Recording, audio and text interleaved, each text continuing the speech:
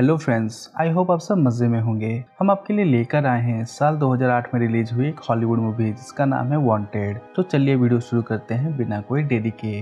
तो मूवी की शुरुआत होती है और हमें बताया जाता है कि 1000 साल पहले एक दल ने खुफिया कातिलों का एक संगठन बनाया। दुनिया में अच्छे बुरे का संतुलन रखने के लिए उन्होंने दुनिया में छाई तबाही को मिटाने के लिए खामोशी से बुरे लोगों को मिटाना शुरू कर दिया। फिर ये मूवी 6 हफ्ते पहले शिफ्ट हो जाती है, जहाँ हम एक ऑफिस को देखते हैं जहाँ पर वहाँ की बॉस जेनिस का बर्थडे सेलिब्रेट किया जा रहा था। वहीं थोड़ी दूर मूवी का मेन कैरेक्टर वेस्ली खड़ा होता है, जिसको ये सब बहुत ही ज्यादा बोरिंग लगता है। वो अपनी बॉस को मन ही मन में बहुत ही भला बुरा बोलता है, क्योंकि उसकी बॉस उसे बहुत ही ज्यादा टॉर्चर करती है। वो सोचता है कि मैं यहाँ पे एक मामूली अकाउंटेंट हूँ जिसे कि दुनिया में कोई भी नहीं जानता। फिर मिस्टर एक्स को देखते हैं, जो कि लेडी के ऑफिस आकर उसे बोलता है कि उसे डरने की कोई जरूरत नहीं है, अगर तुम्हारा नाम आया होता तो अब तक तुम मर चुकी होती। वो सामने की बिल्डिंग की तरफ देखता है जहाँ कुछ लोग काम कर रहे थे। वो इशारा करते हुए बोलता है कि हमारा नया दुश्मन हमें काफी नुकसान पहुंचा रहा है, हम जानना चाहते हैं कि उसे इतनी जानकारियाँ कहाँ से मिल रही है। तभी एक गोली उस लेडी के सिर के आर पार हो जाती है और उसकी मौत वहीं पे हो जाती है।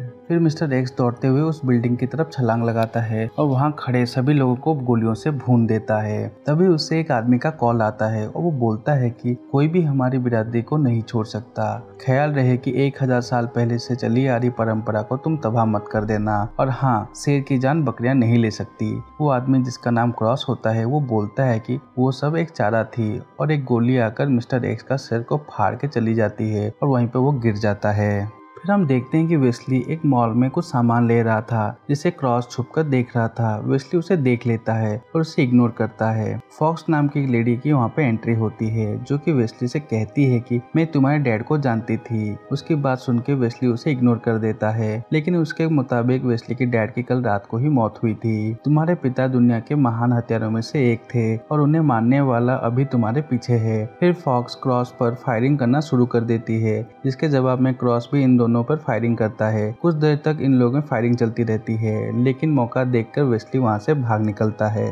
क्रॉस इसे देख लेता है और इसका पीछा करने लगता है, लेकिन फॉक्स अपनी कार लेकर वहां से वेस्ली को ले जाती है। इसके जवाब में क्रॉस इनका पीछा नहीं छोड़ता और उन पे बहुत ही ज्यादा फायरिंग करने लगता है। ये सब कुछ देखकर वेस्ली बहुत ही ज्यादा डर जाता है और फॉक्स से बोलता है कि गाड़ी जरा तेज चलाओ, नहीं तो वो आदमी हमें मार डालेगा। फॉक्स गाड़ी की स्टीयरिंग वेस्ली को थमा देती है और वहां से निकलकर क्रॉस पर फायरिंग करने लगती है। इसी तरह वेस्ली को अपने बॉस के पास वो ले जाती है, जिसके लिए वो काम करती है। फिर हम देखते हैं कि वेस्ली को स्लोन के सामने पेश किया जाता है, जहाँ पर फॉक्स के अलावा स्लोन के और भी आदमी थे। स्लोन वेस्ली से एक गन देकर उसे फायरिंग करने के लिए बोलता है, लेकिन वेस्ली ना बोल देता है। फिर एक आदमी वेस्ली के सर पर गन तान देता है और उसे बोलता है कि अगर तुमने गन नहीं चलाई तो मैं चला दूंगा। वेस्ली डरते डरते फायरिंग शुरू करता है और फायरिंग करने के बाद वो बहुत ही ज्यादा घबराने लगता है, जिसे देख स्लोन बोलता है कि जो तुमने अभी महसूस किया वो तुम्हारी घबराहट नहीं थी, दरअसल वो तुम्हारे दिल की धड़कनें थी, जो कि 1 मिनट में 400 बार से ज्यादा धड़क रही थी।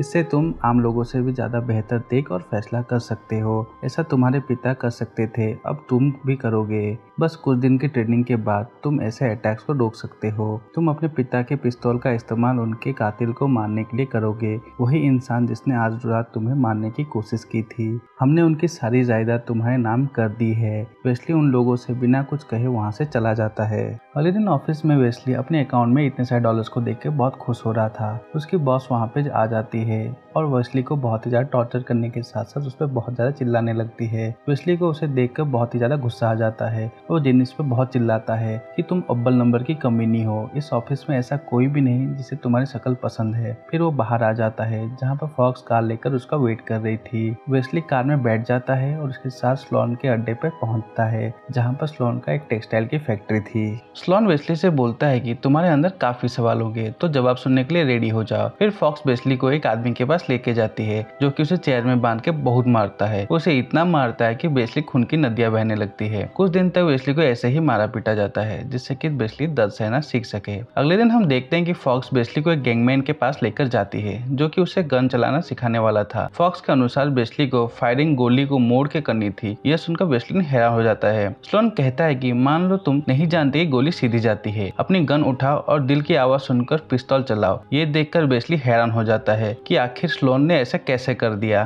फिर अगले दिन हम देखते हैं कि स्लोन अपने आदमियों से बोलता है कि क्रॉस हमारे आदमियों को एक एक करके मार रहा है, सिर्फ वेस्ली ही उसे ठिकाने लगा सकता है, वो बहुत बड़ा खतरा बनते जा रहा है, लेकिन वक्त बहुत कम है। इधर रिपेयरमैन वेस्ली से बोलता है कि ये लोग सोचते हैं कि चूहे को पकड़ने के लिए चीज का यूज होता है, लेकिन असल बात तो ये है ये पीनट बटर के पीछे पागल है। तुम्हारे पिता इसके बहुत ही बड़े फैन थे। वह चूहे के ऊपर एक वॉच टाइम आउट सेट कर देता है और उसे दूर रखकर आता है और थोड़ी देर बाद वहाँ पे एक बहुत बड़ा धमाका होता है। फॉक्स वेस्ली को बहुत मारती है और उसे पूछती है कि तुम यहाँ पे क्यों आए हो। जवाब में वेस्ली चुपचाप पीटता रहता है क्योंकि उसे भी नहीं मालूम कि वहाँ पे क्यों आया है। तो फॉक्स उसे बहुत मारती है जिसके कारण इसका बहुत ही ज्यादा खून बहने लगता है। फिर हम देखते हैं कि स्लोन वेस्ली से बोलता है कि तुम जानना चाहते हो कि तुम कौन हो और यहाँ पे क्यों आए हो। तो वो वेस्ली को वेस्ली के डैड के कमरे में ले जाता है जहाँ पे वेस्ली पूछता है कि मेरे डैड की मौत कैसे हुई। तो स्लोन वेस्ली को बताता है कि हमारे बिरादरी का एक शख्स क्रॉस ने बगावत की है और उसने धोखे से तुम्हारे पिता की जान ले ली। स्लोन के जाने के बाद वेस्ली फैसला करता है कि वो अपने डैड की मौत का बदला जरूर लेगा और धीरे धीरे अपनी ट्रेनिंग को पूरा करके अपने डैड की तरह बन गया। फिर स्लोन वेस्ली को ले जाता है और उसे बोलता है कि हम इसे तकदीर बनाने वाली मशीन कहते हैं। आज के बाद तुम यहाँ पे कभी कदम नहीं रखोगे क्योंकि तुम्हारी ट्रेनिंग खत्म हो चुकी है। तुम्हें तुम्हारे फर्ज को कैसे जानना है वो मैं तुम्हें बताऊंगा। फिर वो बताता है कि हजारों साल पुरानी जुलाहों की एक बिरादरी है जिनमें कपड़ों पर रहस्यमय भाषा में लिखने का हुनर था। उन्होंने अपना नाम कातिलों की बिरादरी रखा है। फिर स्लोन वेस्ली को कपड़े के ऊपर लिखे कोड को यूज करना सिखाता है और उसे एक नाम बनाते हुए बोलता है कि ये तुम्हारा अगला टारगेट है जिसे कि तुम्हें मानना होगा। फिर फॉक्स वेस्ली को बताती है कि हमारा टारगेट कॉन्फ्रेंस रूम में कुर्सी पर बैठा होगा। वहाँ पे 6 विंडोज है लेकिन तुम्हें 5वें विंडो से गोली मारनी होगी। फॉक्स उसे टारगेट के पास ले जाती है और वेस्ली निशाना भी लगाता है, लेकिन वेस्ली अपनी गन नीचे रख लेता है और वहाँ से चला आता है। इधर आकर वेस्ली फॉक्स को बहुत सुनाता है और बोलता है कि कोई नहीं जानता उस आदमी ने ऐसा क्या किया जिसके वजह से उसकी जान लेनी पड़े। हमें तो सिर्फ एक कपड़े पर कोड मिलता है जिसके वजह से हम तकदीर का फैसला मानकर उसकी जान लेनी पड़ती है। मैं कैसे उसकी जान ले लूँ जिसका मुझे पता नहीं और ये मेरे जमीर को मंजूर नहीं। फॉक्स ये सब खड़ी होकर सुन रही होती है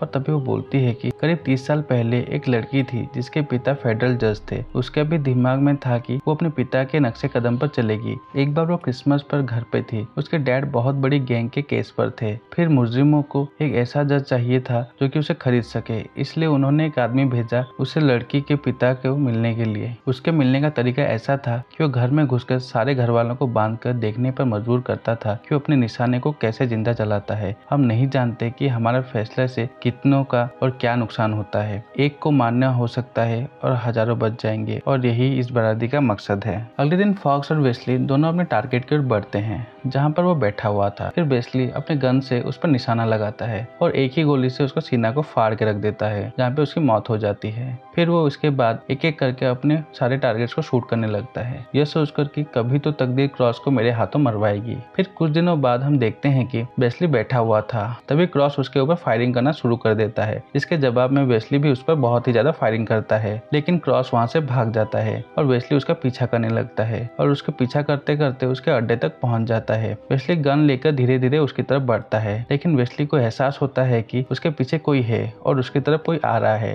लेकिन वो बिना देखे पीछे की तरफ फायरिंग कर देता है जिससे कि उस आदमी की वहीं पे गोली लगने से मौत हो जाती है, जो कि स्लोन का वही आदमी था। एक गोली आकर वेस्ली के हाथ पर लगती है जिसके कारण वेस्ली घायल हो जाता है। फिर हम देखते हैं अगले दिन वेस्ली क्रॉस की चलाई हुई गोली को स्लोन को दिखाते हुए बोलता है कि पहली बार उसकी चलाई हुई गोली के बारे में हमें जानकारी मिली है। यह गोली जिस आदमी ने बनाई है उसका नाम फेकोस्की है, जो कि इस वक्त जेकेजुमा के इलाके में एक चर्च का फादरी है और ये वही जगह है जहाँ पे इस बिरादरी की शुरुआत हुई है और वो मुझे उसका रहा है और बार बार परेशान कर रहा है। मैं यूं ही बैठकर तमाशा नहीं देख सकता। स्लोन सोचते हुए बोलता है कि वो तुम्हें फंसा रहा है, वो ऐसी जगह तुम्हें बुला रहा है जहाँ का वो कोना कोना जानता है। वेस्ली गुस्से से बोलता है कि देखो मैं सब जानता हूँ, तुमने मुझे इन सब की ट्रेनिंग दी है, उसे बेवकूफ मत समझो। अगर मैं वहाँ पे नहीं गया तो वो सामने नहीं आएगा। और स्लोन भी वेस्ली को क्रॉस को मारने का ऑर्डर दे देता है। वेस्ली के वहाँ से जाते ही स्लोन वेस्ली के नाम का ऑर्डर फॉक्स को देते हुए उसे बोलते हैं कि तुम्हें इसे मारना है। फिर हम देखते हैं कि वेस्ली किसी तरह से फेकोस्की के ठिकाने पर पहुंच जाता है और उसे बात करने के लिए उसके पास जाने लगता है, लेकिन फेकोस्की वेस्ली को देख के वहाँ से भागने लगता है। जवाब में वेस्ली भी उसका पीछा करने लगता है, लेकिन किसी तरह से फेकोस्की वेस्ली के ऊपर गन तान देता है। उधर पीछे से फॉक्स भी आ जाती है और ये फेकोस्की के ऊपर गन तानने में बोलती है कि गन नीचे करो नहीं तो मैं तुम्हारी खोपड़ी खोल के रख दूंगी।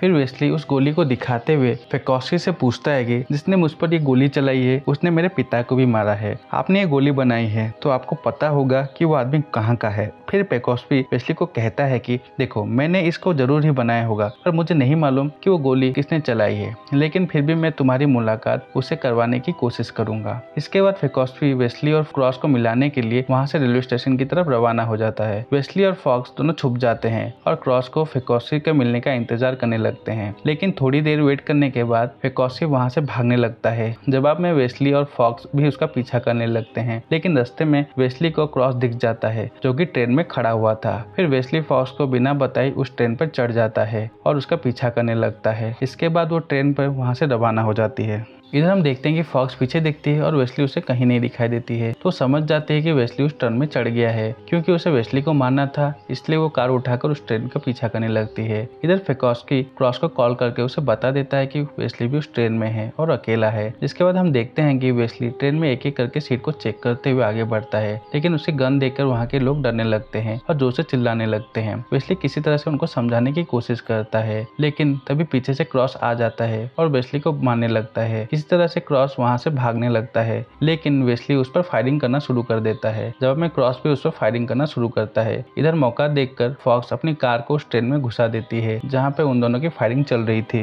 लेकिन बीच में पुल आने के कारण फॉक्स की कार का आधा हिस्सा टूटकर ट्रेन के चपेट में आ जाता है, जिससे कि ट्रेन की स्पीड पर असर पड़ने लगता है। आगे जब ट्रेन ब्रिज के ऊपर से गुजर रही थी तो ड्राइवर ब्रेक लगा देता है और स्पीड अधिक होने के कारण ट्रेन का कुछ हिस्सा नीचे नदी में गिर जाता है। तभी वेस्ली भी नीचे गिरने ही वाला होता है, तभी क्रॉस आकर उसका हाथ पकड़ लेता है, लेकिन वेस्ली क्रॉस को देखकर गुस्से से क्रॉस के ऊपर शूट कर देता है। तभी उस ट्रेन का आधा डिब्बा नीचे आकर गिरने लगता है, जिसके बीच में वो फंस जाता है। फिर क्रॉस वेस्ली से बोलता है कि उन लोगों ने तुमसे झूठ बोला है, तुम मेरे ही बेटे हो, उन्होंने तुम्हें मुझसे मारने के लिए यूज किया है। यह सुनकर वेस्ली हैरान हो जाता है। तभी वहाँ पर फॉक्स आती है और कांच में गोली मार देती है, जिस टूटने से वो दोनों नीचे पानी में गिर जाते हैं। फिर हम देखते हैं कि पेकोस्पी वेस्ली को किसी तरह से बचा के वहाँ से उसके पिता के घर ले जाता है। फिर पेकोस्पी उससे बोलता है कि तुम्हारे पिता चाहते थे कि मैं तुम्हें यहाँ पर लेकर आऊँ, क्योंकि तुम्हें यकीन दिलाने का सिर्फ एक ही रास्ता था। तुम्हारे पिता की नजर हमेशा तुम पर रहती थी, क्योंकि वो जानते थे कि वो लोग तुम्हें ढूंढ लेंगे और उन्हें मारने के लिए तुम्हारा यूज करेंगे,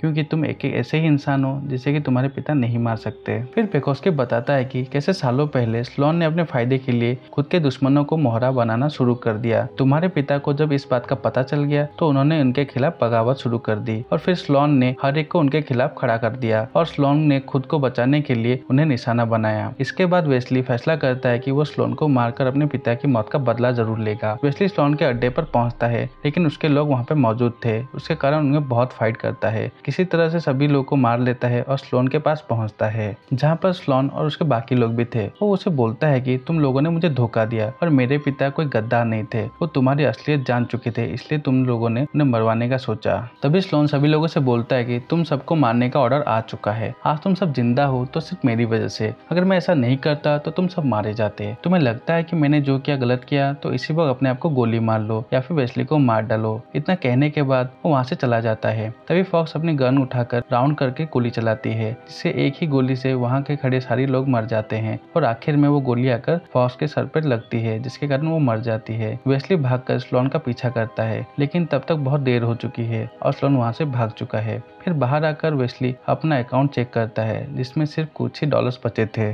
स्लोन को फंसाने के लिए वेस्ली अपने ऑफिस में अपनी जगह में एक दूसरा आदमी को बैठाता है और जो कि काम कर रहा होता है। तभी वहां पर पीछे से स्लोन आ जाता है, उसके सर पे गन तान के उसे बोलता है कि बाय बाय वेस्ली। लेकिन वो आदमी जब पलटता है तो उसे पता चलता है कि वो वेस्ली की एक चाल थी और उसे फंस चुका है। तभी एक गोली आकर उसके सर को फाड़ के चली जाती है और स्लोन वहीं पर मर जाता है और ये मूवी यहीं पर खत्म हो जाती है।